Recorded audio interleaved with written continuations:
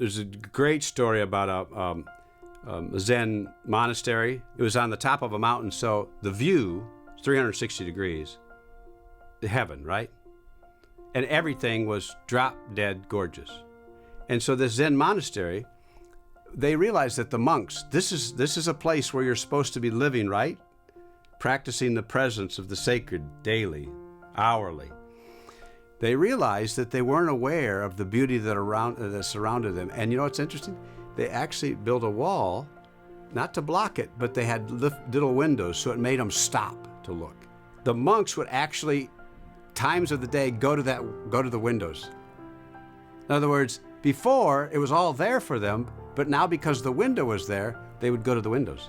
In other words, I give credence to this. Today I choose to. Or today I choose to. And we do this with the relationships. Today I choose to say to you, my son, I'm glad to be your dad, or I'm glad you're my son. Or today I choose to say to my spouse, I'm glad you're in my life. I'm glad you're my friend. Or today I choose to whomever. And honoring is literally stopping at that window of the moment and saying, I am glad to be here. And I'm glad you're here with me. And so honoring, it's taking ownership of your life and taking ownership back from the bunkum that keeps burying us, or distracting us or taking us away. So I do it by asking. I have little questions that I ask myself at the end of the day, and I say it with other people. Because, like when my son, he's finishing university now, but back in the days when he come home from school, you know how it is at the dinner table. Start with the question, "How was school?" That doesn't really go over real big. The answer to that is, and then that's the end of the conversation. How was school? Okay. So I would say this to him, Zach, what did you see today that surprised you? What was the window you stopped at in the wall of your life that made you say, wow? And you never know what that window is. You never know what makes you stop.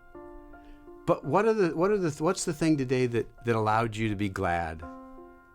What's the thing that made you smile really big? What's the thing that did your heart good? Made you glad to be alive? The questions are the windows. The questions are the opportunity to stop and name those things, because naming those things give them extraordinary power. And that's the gift. That's the honoring. Today I will honor.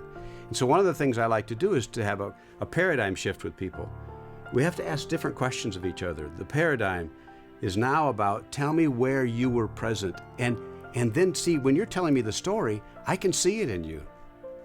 And now I get to be a part of that with you. That's the power of that. In the Gospels, whenever we hear about the stories with Jesus, here's what you need to know. Jesus never multitasked. He didn't. He was always focused. In other words, every encounter for him was one of those windows. I'm going to stop. I'm going to stop and be here. I'm going to be here now.